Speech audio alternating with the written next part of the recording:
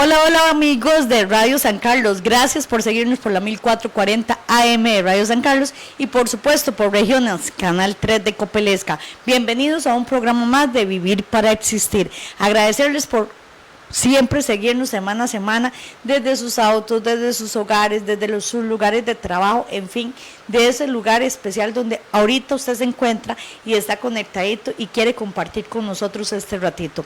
Gracias infinita, invitarlos para que compartan el programa porque hoy tenemos un tema bastante interesante y es que el 10 de octubre es el Día Mundial de la Salud Mental y es un tema que nos compromete a todos como sociedad, como personas. Es un día que podríamos decir que se eligió, ¿verdad?, para crear conciencia y aportes, porque hay que apostar, hay que apoyar a la salud mental. Y para ello tenemos a nuestro amigo, ya conocido por todos ustedes también, al Gabriel Molina González, psicólogo de Lina, de la región Hueta Norte y integrante de la Red contra la Violencia Intrafamiliar. Bienvenido, Gabriel, un gusto tenerte nuevamente en Vivir para Existir. Hola Wendy, saludos, para mí es un gusto estar aquí de nuevo como siempre, ¿verdad? Un saludo también cordial a los radioescuchas y las personas que nos ven en redes sociales. Gracias. Bueno, como lo decía Gabriel, es un tema que se las trae, como decimos, ¿verdad? Y que de unos años para acá, pues, ha venido trabajándose mucho en lo que es salud mental, pero todavía nos falta muchísimo.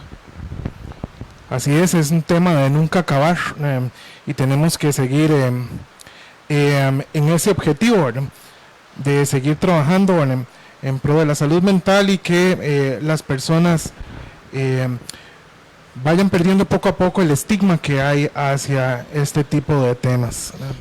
Cuando hablamos de salud mental, se vienen varios temas ahí como a la parcita, ¿verdad?, de los que tenemos que hablar. ¿Cuál es el estado actual, digamos, que se vive a nivel de Costa Rica, tanto en jóvenes como en adultos?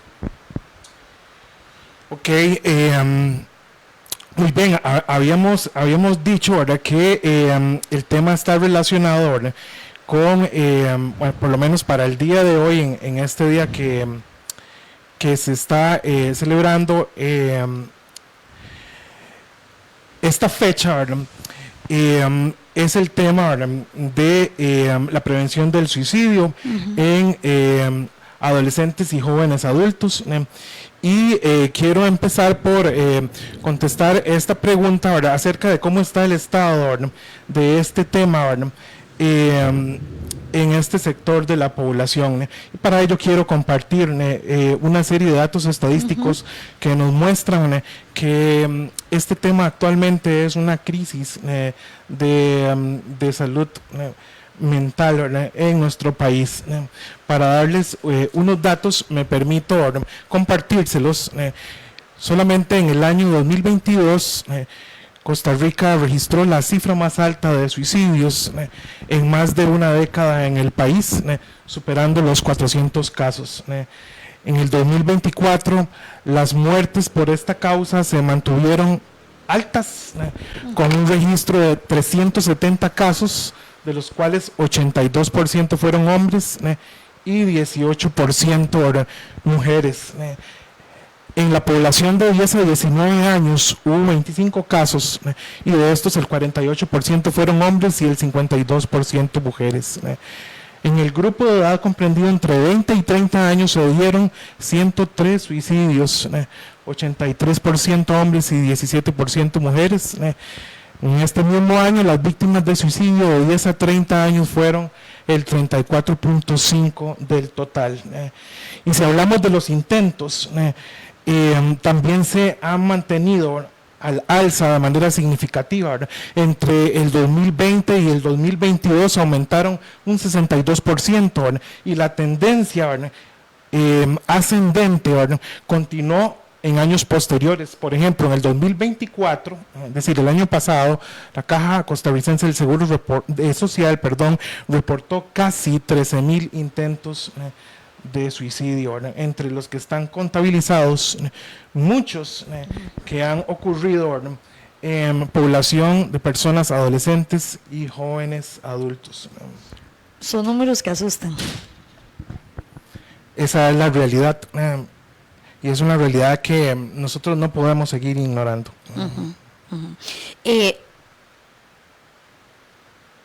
En los centros educativos, por ejemplo, a nivel de protocolos que se activan, vemos un incremento también importante.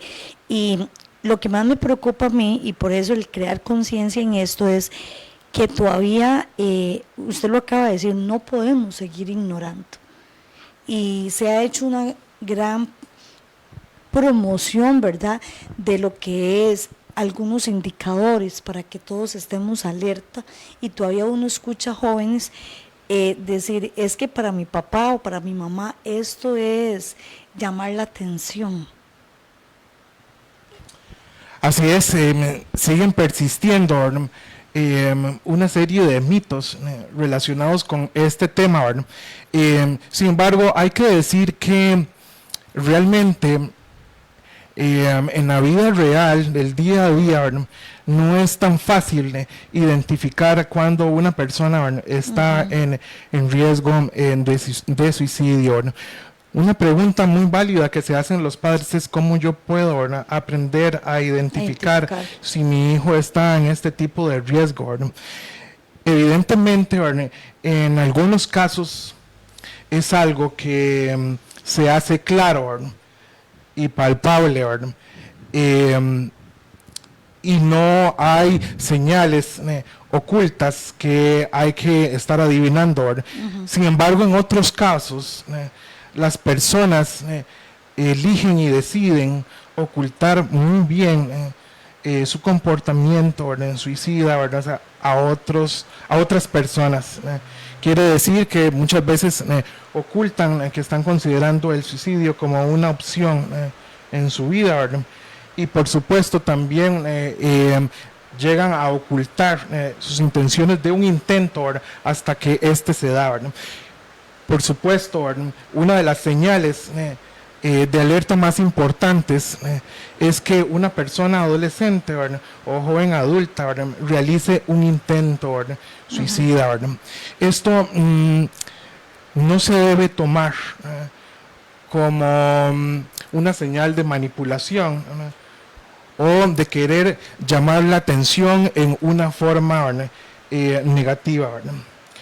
Por el contrario, ¿verdad?, esto se debe tomar como una señal de alerta, ¿verdad?, que nos dice que esa persona, ¿verdad?, que ha hecho un intento suicida, ¿verdad?, está sufriendo por dentro, ¿verdad?, y necesita de manera inmediata, ¿verdad?, que se le tome en serio, ¿verdad?, y necesita, ¿verdad?, de manera urgente, ¿verdad?, que se le ponga a disposición una red de apoyo, ¿verdad?, empezando, ¿verdad?, por su propia familia, ¿verdad? Desafortunadamente, ¿verdad?, hay que reconocer realidades que están pasando, ¿verdad? Por lo general, los proveedores de salud mental, diferentes profesionales, por ejemplo, orientadores, trabajadores sociales, psicólogos, médicos, psiquiatras, personal de enfermería en esta área de salud mental, muchas veces nos apresuramos a darle sugerencias y directrices a los padres, ¿verdad?, y muchas veces se nos olvida, ¿verdad?, la realidad en los que estos están. Yo creo que actualmente, ¿verdad?, muchos padres de familia, me refiero a mamá y papá, empezando porque en Costa Rica muchas jefaturas de hogar tienen un rostro de mujer. Debemos considerar que muchos padres de familia están absolutamente sobrecargados y desbordados por el estrés crónico de deudas y por el estrés de tratar de sobrevivir a un estilo de vida económicamente, ¿verdad?, cada vez más inviable, ¿verdad?, para las personas, y si a eso le añadimos problemas en la familia, ¿verdad?, y problemas a nivel personal en las personas que integran esa familia, ¿verdad? Entonces estamos hablando de que la mayoría de las veces los padres vamos a estar en un estado de estrés crónico, ¿verdad? Imagínense lo que significa, ¿verdad?, lidiar con un hijo, ¿verdad?, que está, ¿verdad?, considerando, ¿verdad?, el suicidio como una opción para salir de los problemas que actualmente está atravesando, ¿verdad? Tenemos que considerar el contexto en el que están los padres porque, desde mi punto de vista, ¿verdad?, los proveedores de salud mental tenemos una deuda histórica, ¿verdad?, y lo que estamos haciendo no es suficiente, ¿verdad?, para prevenir este tipo, ¿verdad?, de tragedia humana, ¿verdad? Y también tenemos una deuda, ¿verdad?, en el sentido de el tratamiento, ¿verdad?, la atención y el seguimiento, la intervención que realizamos con casos de este tipo, ¿verdad? Y tenemos oportunidades de mejora enormes que realizar, ¿no? Qué importante que lo mencionas, el conocer, ¿verdad?, el contexto, porque efectivamente uno en los centros educativos que trabaja la familia, eso lo escucha diariamente, ¿verdad? Un padre, una madre que llega frustrado y dice, profesor, profesora, ¿qué hago? Estoy haciendo todo lo humanamente posible por sacarlos adelante, porque tengan lo necesario, ¿verdad? Y como que estoy en este corre por dar las necesidades básicas, ¿verdad? Pero ya no puedo más y ahora me encuentro que mi hijo está presentando estas conductas, ¿verdad? Y a veces también, ahora que hablas de deuda, hay un camino aquí en que es un tema bastante delicado cuando se hace una referencia, por ejemplo, o cuando se hace un traslado inmediato, ¿verdad?, del menor, y esa atención que se brinda, ¿verdad?, que a veces no es la que uno deseara, ¿verdad?, que uno deseara, y a veces es cuestión, es más, lo que duramos tal vez en el centro educativo que lo que duran en el centro de salud, ¿verdad? Entonces esa deuda creo que la tenemos a nivel país con nuestra población, ¿o me equivoco? Así es, bueno, lo que pasa en la realidad es lo siguiente, ¿verdad? Para tratar de prevenir desgracias como estas, el país ha echado mano a crear y desarrollar protocolos, tanto para el sector educativo, ¿verdad?, como para el sector salud. Sin embargo, tenemos que hacer un análisis más fino de lo que ocurre en la realidad. Por ejemplo, el paso final de la mayoría de los protocolos se trata de transportar a la persona, ¿verdad?, a el centro de salud más cercano, ¿verdad? Por ejemplo, ¿verdad?, en la mayoría de los casos, EVAIS, clínica u hospital. Sin embargo, una pregunta realmente válida es, muy bien, digamos, en ese centro de salud quizá puedan prevenir que esa persona, ¿verdad?, tenga éxito en un intento, ¿verdad?, suicida. Sin embargo, ¿qué pasa una vez que se le ha dado de alta a esa persona adolescente, ¿verdad?, o a esa persona joven adulta, ¿verdad? Lo que pasa en esas situaciones es que las familias vuelven a la misma situación que tenían antes de llevar a esa persona, ¿verdad?, al centro de salud. ¿Por qué hablaba de una deuda, verdad? Porque todavía no tenemos en nuestro sistema de salud un programa a nivel nacional o una estrategia a nivel nacional que permita un seguimiento, ¿verdad?, intensivo, ¿verdad?, de en aquellos casos donde se ha detectado un alto riesgo, ¿verdad?, suicida.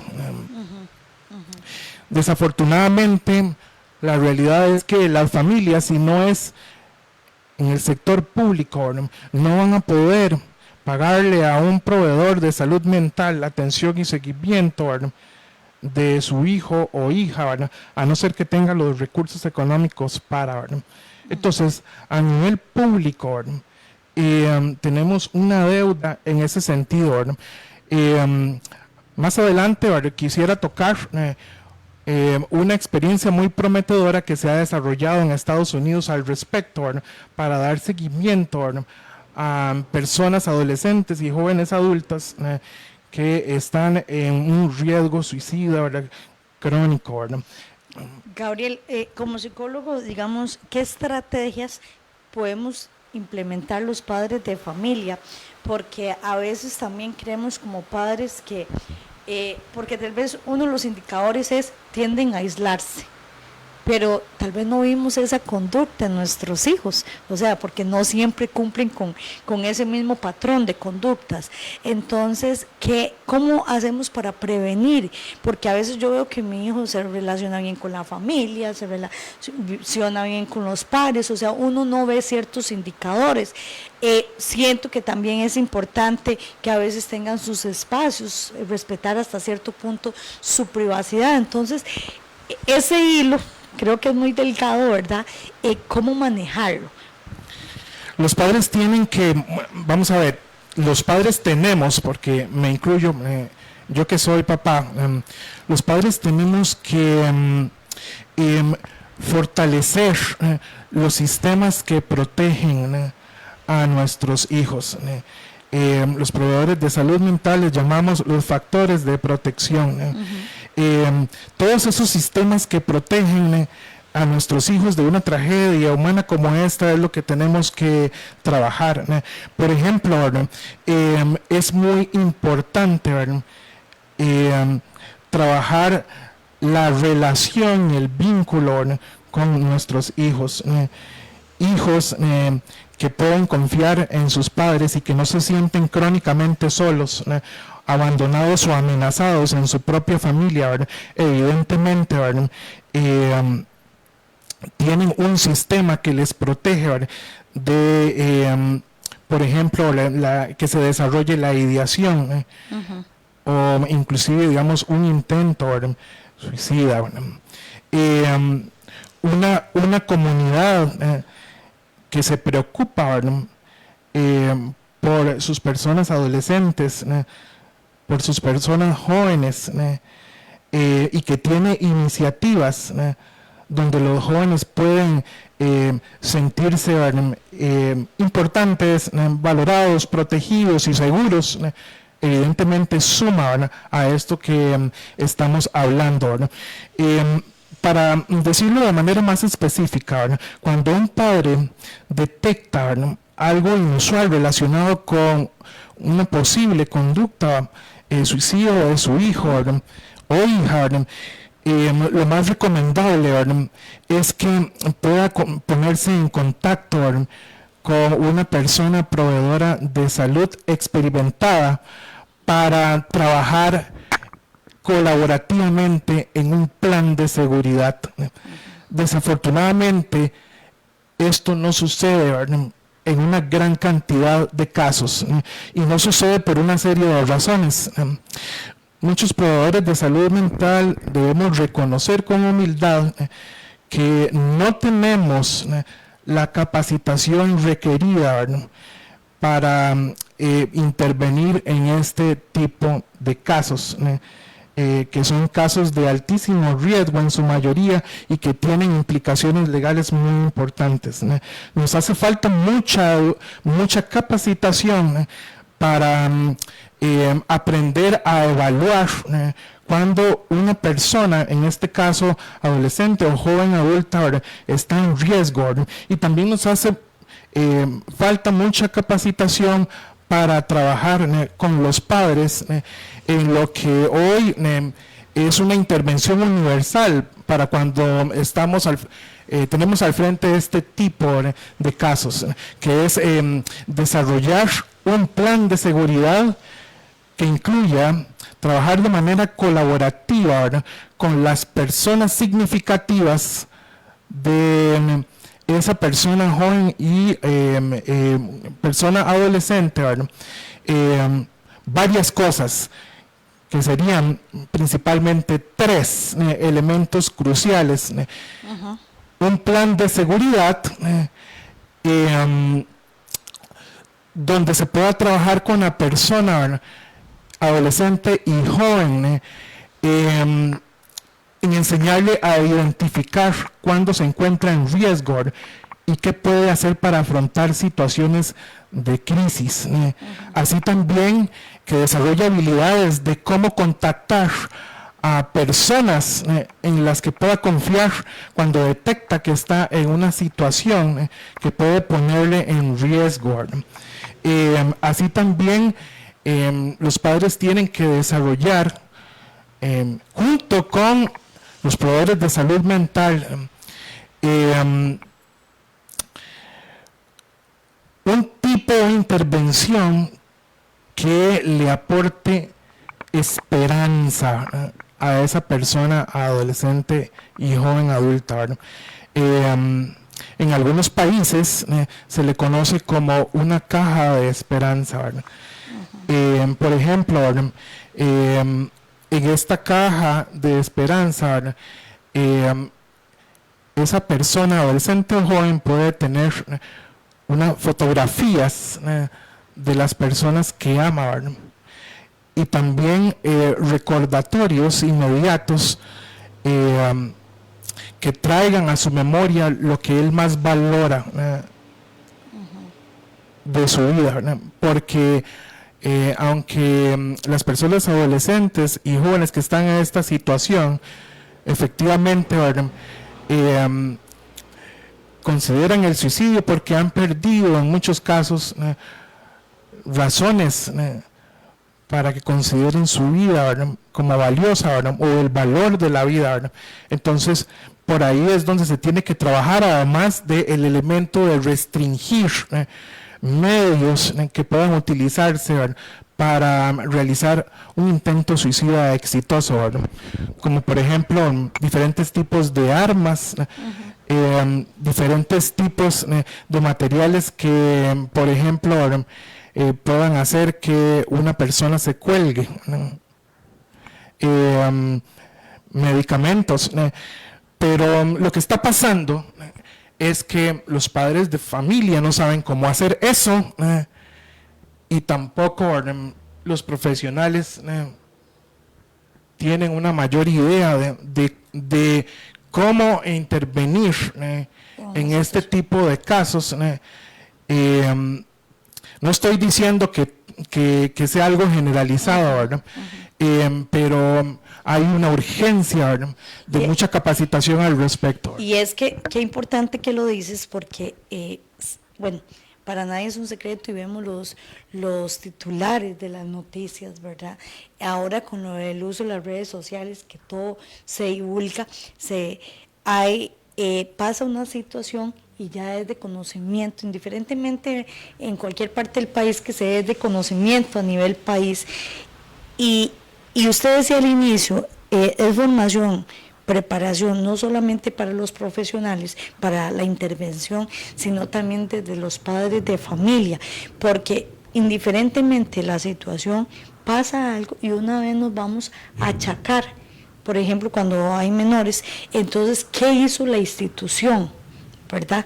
Entonces, también hay un miedo a nivel legal, como lo decías, del docente en cómo actuar, porque creo yo, o he llegado a pensarlo y a sentirlo, que ya el docente tiene ese temor, ya no es tanta la preocupación para esa atención, sino en que realmente yo esté haciendo todo el procedimiento correcto, porque si no se me viene una denuncia, se me viene un problema legal, como quieran llamarlo, ¿verdad? Entonces nos desviamos un poco, ¿verdad?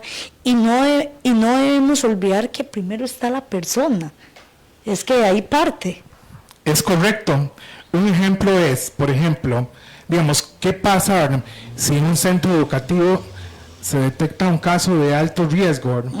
Y, por ejemplo, el protocolo interno de la institución afirma que no se puede trasladar a esa persona, digamos, a un centro, si no es que lo hacen sus padres. ¿Y qué pasa si sus padres no están disponibles? ¿Y qué pasa si esa persona se autolesionó y ya está perdiendo, por ejemplo, sangre? en esos casos no hay protocolo, ¿verdad?, que valga, y se tiene que actuar rápido, ¿verdad? Y muchas veces saltándose muchas cosas del protocolo, ¿verdad? Porque lo que prima es salvar la vida, de la persona, ¿verdad? Insistía, digamos, en esto de la formación, porque el hecho de que usted tenga un grado de licenciatura o maestría no quiere decir que usted tuvo este tipo de capacitación. Me refiero a la formación de los proveedores de salud mental.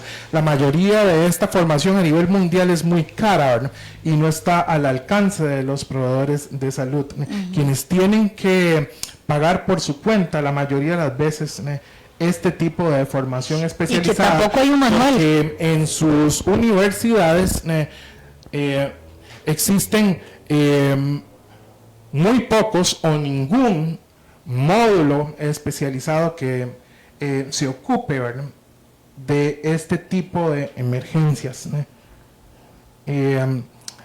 La parte de la prevención y la atención de personas adolescentes y jóvenes que están en riesgo suicida es una emergencia, ¿verdad? Y debido a esta carencia de formación que tenemos, se cometen muchos errores que terminan en un desenlace fatal, como un intento suicida que sale exitoso, ¿verdad? Una persona adolescente y joven adulta, ¿verdad?, que fallece, ¿verdad?, por esta causa, ¿verdad? Hoy en día hay mucho bombardeo en los jóvenes, principalmente por medio de los videojuegos. Es muy normal encontrarnos en centros educativos desde muy pequeños, los chicos en los pasillos, por ejemplo. Voy a ubicarme en un colegio, ver los chicos en los pasillos, en sus lecciones libres o en sus recreos, y podemos tener hasta una fila de 5 o 7 chicos juntos jugando, ¿verdad?, con los celulares, ¿verdad? El vocabulario que se utiliza en juegos, el mensaje que se da. Hace un tiempo escuchaba a un padre de familia que me decía que su hijo no tenía videojuegos, no había tenido la oportunidad de comprarle y todo. Asiste a una fiesta y ya resulta y sucede que la fiesta era los chiquillos encerrarse en el cuarto del chico y jugar. El hijo suyo no sabía jugar porque no tenía, ¿verdad? Cuando salen de la fiesta, ¿verdad?, el chiquillo le dice: papi, yo quiero, ¿verdad? Y entonces, y dice que hasta culpable se sintió, ¿verdad? Porque decía, sí, es que hoy en día eso es los videojuegos, de una u otra forma, aunque haya que equilibrar con otras actividades y demás, pero son los videojuegos. Entonces dice que le entró un sentimiento de culpabilidad porque a estas alturas de la vida su hijo no tenía. Pero el bombardeo que se ve, los mensajes que se dan, lo que estamos viviendo, ¿cómo manejar eso nosotros como padres? Pues aunque nos resulte muy difícil, tenemos que sacar fuerzas de donde sea, ¿verdad?, para tiempo, ¿verdad? ¿Y por qué digo fuerzas? Porque ya dije, ¿verdad?, que la mayoría de padres nos encontramos muchas veces rebasados, ¿no?, por muchísimas situaciones, ¿no?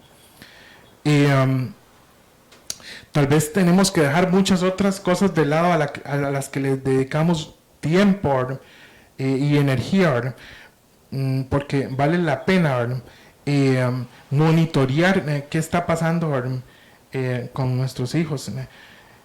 Más ahora, ¿verdad?, que estamos enfrentando, ¿verdad?, viendo una generación para quienes es absolutamente natural crecer con artefactos digitales, un mundo digital, aparatos electrónicos de todo tipo, ¿verdad? Entonces no podemos dejar a nuestros hijos a la libre, ¿verdad? Pero eso es algo, digamos, que se ha discutido, ¿verdad?, un montón, ¿no? Yo sí quiero insistir en la urgencia de que en Costa Rica desarrollemos intervenciones en las que sea posible comenzar a trabajar en forma colaborativa con los padres cuando enfrentan este tipo de casos. ¿Por qué? Porque no podemos responsabilizar 100% a los padres y decirles, es que usted tenía que hacer algo, ¿verdad? Creo que nosotros tenemos una buena cuota de responsabilidad, me refiero a los proveedores de salud mental, y tenemos que hacer algo más. ¿Y existen esos tratamientos psicosociales realmente exitosos? Actualmente sí. Por ejemplo, a nivel de tratamiento, existen modalidades psicoterapéuticas como la terapia dialéctica conductual o la terapia cognitivo-conductual para la prevención del suicidio, las cuales es muy importante que los profesionales puedan conocer en detalle, y eso no necesariamente se está dando en la actualidad, con excepción de algunos pocos casos. Algo que quisiera mencionar es que actualmente existen iniciativas muy prometedoras, como por ejemplo una que se ha desarrollado en los Estados Unidos y que Costa Rica debiera estudiarla con lupa, que se llama el equipo de apoyo nominado por los jóvenes. Es una iniciativa que nació de la doctora Cheryl King y su equipo en la Universidad de Michigan, y cuyas evaluaciones del impacto han demostrado que ha logrado reducir en un 50%, lo cual es estadísticamente asombroso, el riesgo de suicidio en poblaciones adolescentes y jóvenes adultas. Esta estrategia se trata de que las personas proveedores de salud mental puedan empezar a trabajar con un equipo de personas significativas que la misma persona adolescente o joven adulta pueda nombrar. Por ejemplo, no necesariamente tiene que ser los padres, puede ser un amigo, una persona adulta, ¿verdad?, que esta persona adolescente o joven ve como un referente, ¿verdad?, o un mentor. Las personas profesionales no proveedoras de servicios de salud mental trabajarían con este equipo de apoyo, precisamente, ¿verdad?, en todos los componentes de lo que antes explicaba como un plan de seguridad y los elementos que conlleva este plan. Como estoy mencionando, las evaluaciones de impacto de este tipo de iniciativas han mostrado resultados prometedores. Yo sé que a nivel comunitario se están dando aquí en Costa Rica iniciativas similares, como la conformación de brigadas de salud mental. Entre más se fortalezca los sistemas que protegen a las personas adolescentes y jóvenes adultas, pues es evidente, ¿verdad?, que la prevención de este tipo de conductas va a ser posible, ¿verdad? Las personas adolescentes y jóvenes adultas, no es posible, ¿verdad?, que estén creciendo en entornos donde se sienten crónicamente solos, abandonados y muchas veces invalidados. Por ejemplo, cuando a una persona adolescente o joven se le dice, ¿cuándo vas a matarte?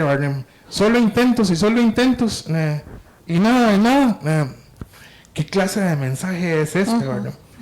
Y vos y yo sabemos que ese tipo de mensajes se dan en este tipo de casos. Y qué importante, ahora que lo mencionas, esas conversaciones se dan en nuestro hogar, ¿verdad? Y entonces tal vez vemos una noticia o escuchamos la historia de alguien y hacemos esos comentarios, y ahí es donde los chicos, como el ejemplo que te ponía antes, para mi papá, para mi mamá, significa, eso lo que está haciendo es llamando la atención. ¿Qué le estamos diciendo? Imagínate, este tipo de mensajes que muchas personas, adolescentes y jóvenes, experimentan en sus entornos familiares y comunitarios, muchas veces se vuelven detonantes para un intento de suicidio que puede resultar exitoso, ¿verdad? Como decía antes, cuando un adolescente, ¿verdad?, o un joven adulto, ¿verdad?, ha realizado más de un intento suicida, ¿verdad?, es una bandera roja, ¿verdad?, para que la familia, ¿verdad?, de esta persona, ¿verdad?, active, ¿verdad?, una alerta roja, ¿verdad? Insisto, ¿verdad?, los padres que enfrentamos estas situaciones tenemos que ponernos en contacto con proveedores de salud mental experimentados para trabajar en forma colaborativa en un plan de seguridad que incluya la restricción de medios que las personas pueden utilizar para hacer un intento suicida, ¿verdad?, y sobre todo trabajar en fortalecer las conexiones de esta persona a la vida, y trabajar con las personas de tal forma, ¿verdad?, que en lugar de sentirse invalidadas, puedan sentirse apoyadas y sentir quizá por primera vez que hay una esperanza, ¿verdad?, para su vida, ¿verdad? Esto es precisamente, ¿verdad?, lo que ha tratado de trabajar la iniciativa que mencionaba antes, y que tenga, ¿verdad?, un 50%, ¿verdad?, de personas adolescentes y jóvenes que después de 10 años desistieron de seguir intentando suicidarse, nos dice que por ahí es el camino, ¿verdad? Costa Rica, ¿verdad?, no solamente necesita promulgar nuevas leyes de salud mental, nada hacemos con una ley si no se desarrolla políticas que nos permitan crear intervenciones basadas en la evidencia adaptadas a nuestro contexto. Esos serían como dentro de los retos o desafíos que tenemos a nivel país. Por supuesto, por mencionar puntualmente, a nivel de las universidades se requiere, ¿verdad?, que a nivel de grados y posgrados se cambie la currícula, ¿verdad?, para que pueda haber bloques completos que incluyan no solamente recursos de intervención en crisis y primeros auxilios emocionales, sino también,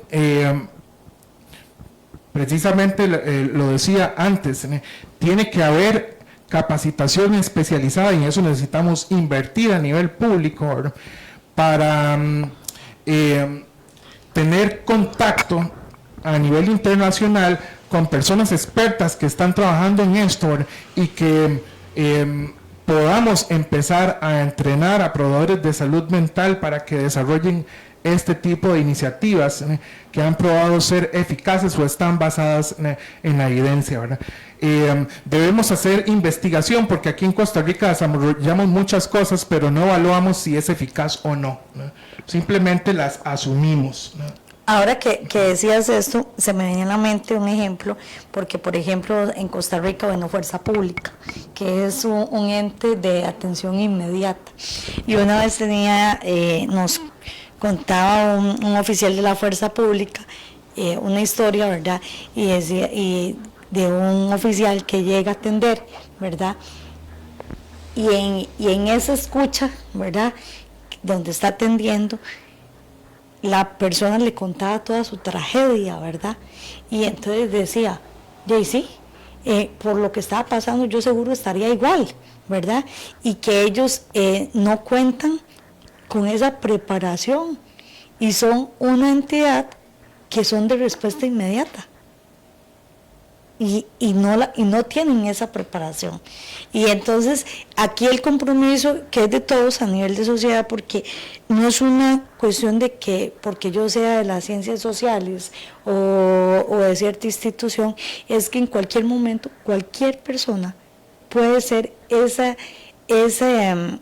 persona clave que le va a salvar la vida a otro.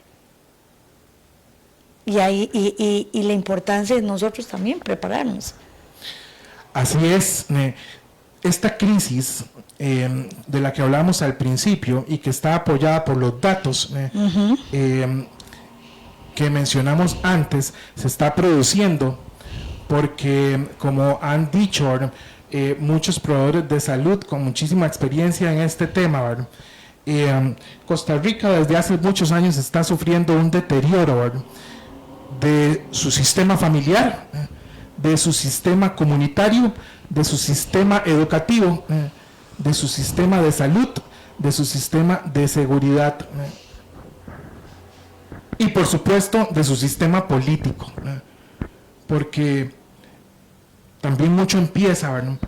Por en desarrollar nuevas políticas, aunque ha habido un avance que me parece muy importante como la promulgación del nuevo reglamento a la ley de salud mental.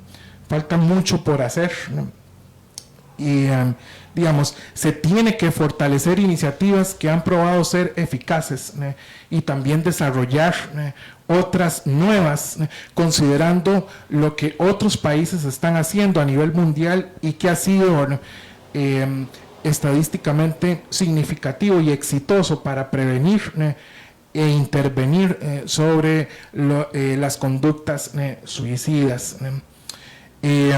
Insisto, a nivel político, por ejemplo, ahora que vienen las elecciones,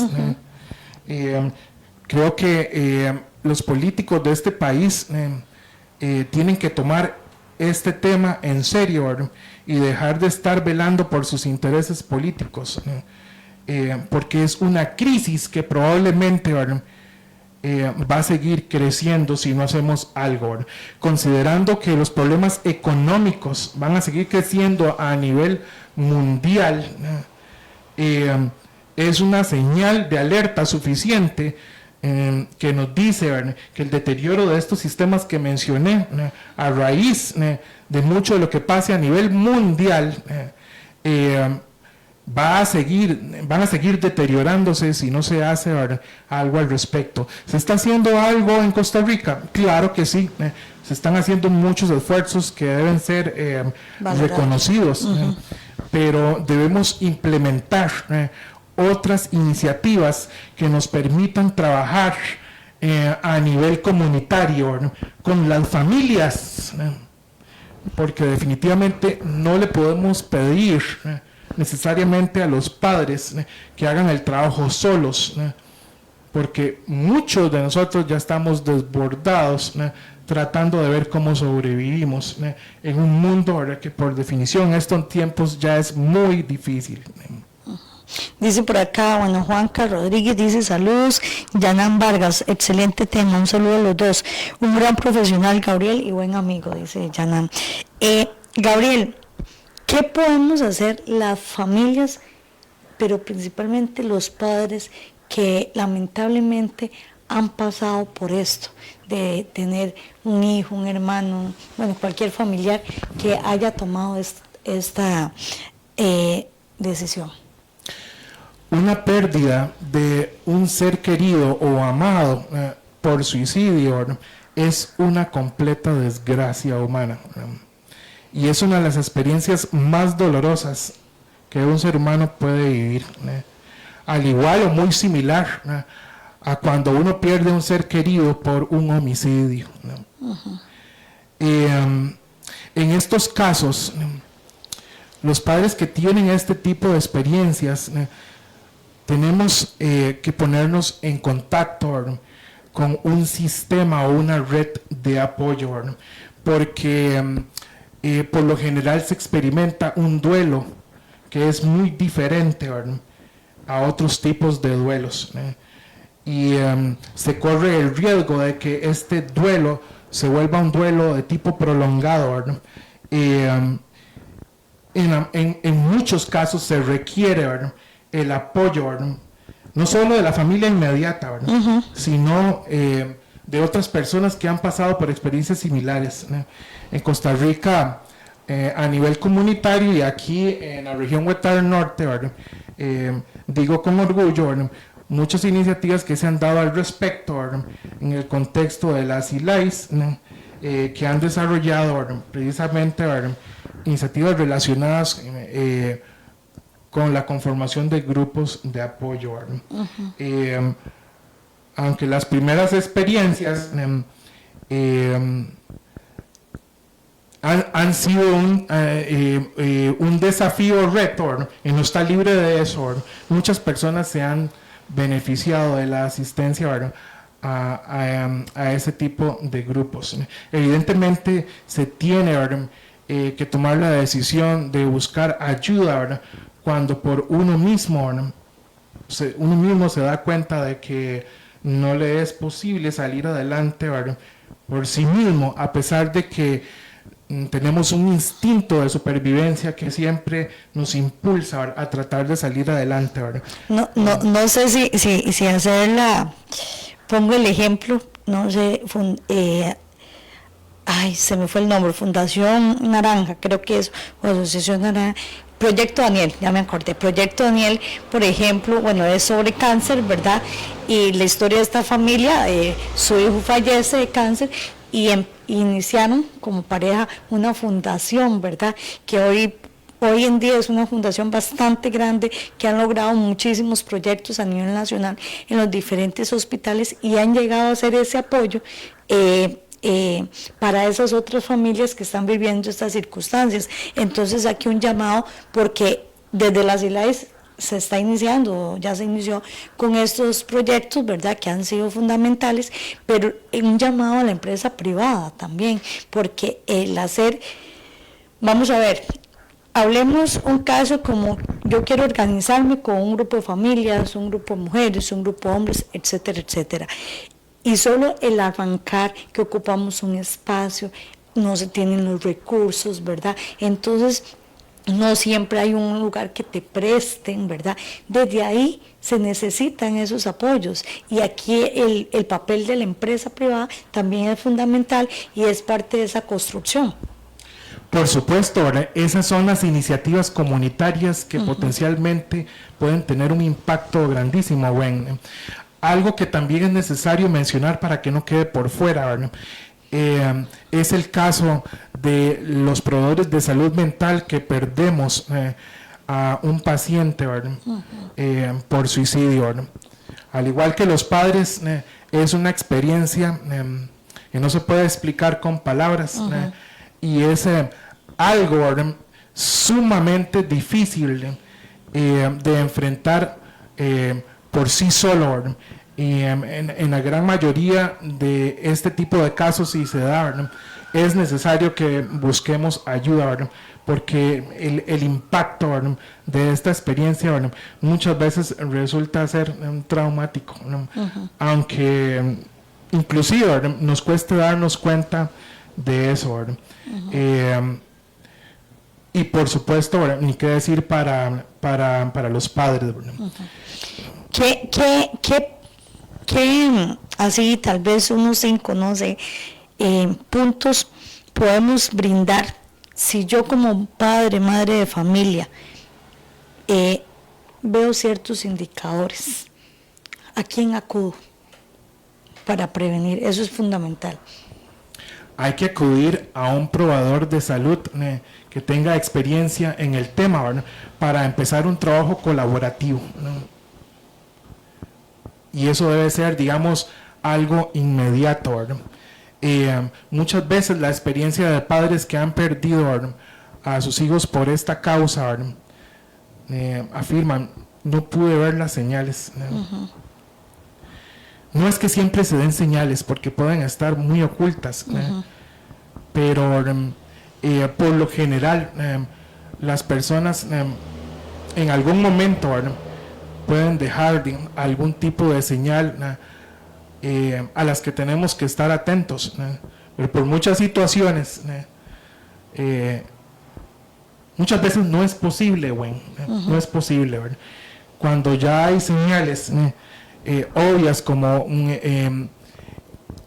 una persona adolescente o joven que insiste, ¿verdad?, en considerar el suicidio como una idea posible en su vida, ¿verdad?, o un intento, ¿verdad?, son banderas rojas a las que tenemos que ponerle, ¿verdad?, atención, ¿no?